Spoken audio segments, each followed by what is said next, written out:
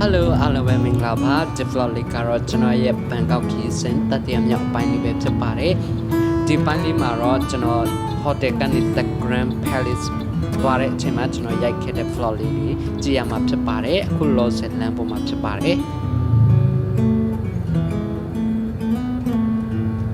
ဒီမှာလေ Grand လာတာဟော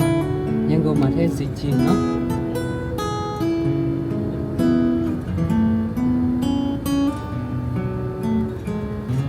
သူကရတာရီယာရောပူလာရန်ကုန်နဲ့ဆိုင်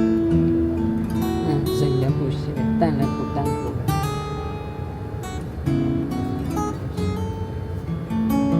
ဘာဖြစ်ပြောပါစီကြည့်တာတော့လက်ခံတယ်ဒီဘောနော်သူတို့ဝင်နဲ့သူတို့ခက်ကြတော့လည်းစီကြည့်လက်တယ်ဘာမှပြရလာလို့အဲ့လိုဖြစ်လာ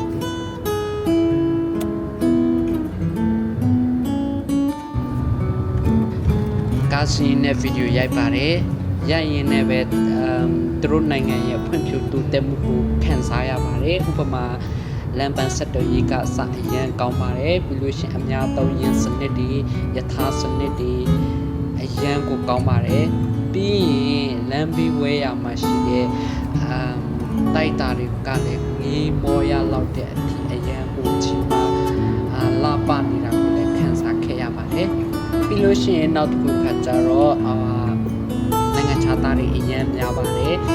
သူတို့ထိုင်းလူမျိုးထဲပေါ့နော်နိုင်ငံခြားသားဝယ်ပုံပြင်းနေတဲ့လူမျိုးတော့ဖြစ်တယ်ဘာလို့လဲဆိုနေရတကားမှာနိုင်ငံခြားသားတွေအများကြီးမှတကယ်အများကြီးလာပဲပေါ့နော်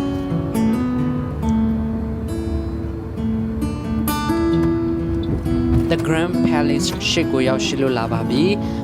ဒါကတော့ The Grand Palace ရဲ့ဘေးပတ်ဝန်းကျင်မှာမြင်ရတဲ့မြင်ကွင်းတွေပဲဖြစ်ပါတယ်အထဲမှာခါကျတော့ဗီဒီယိုရိုက်ခွင့်မပေးထားတဲ့အတွက်ဘာမှမရိုက်ခဲ့ရဘူးပေါ့နော်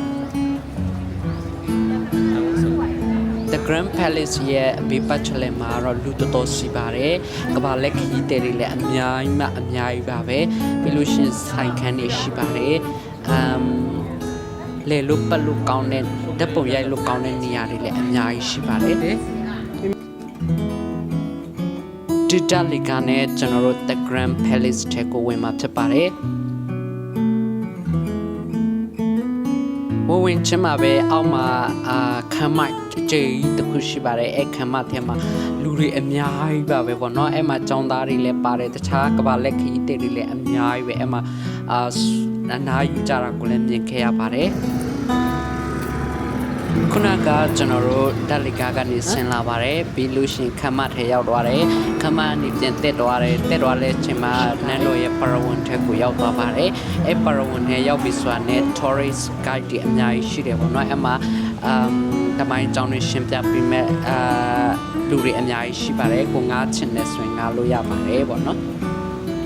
ဟုတ်ကဲ့ပါဒီ vlog လေးကတော့ဒီလောက်ပါပဲနောက် vlog မှာပြန်ဆုံပါမယ်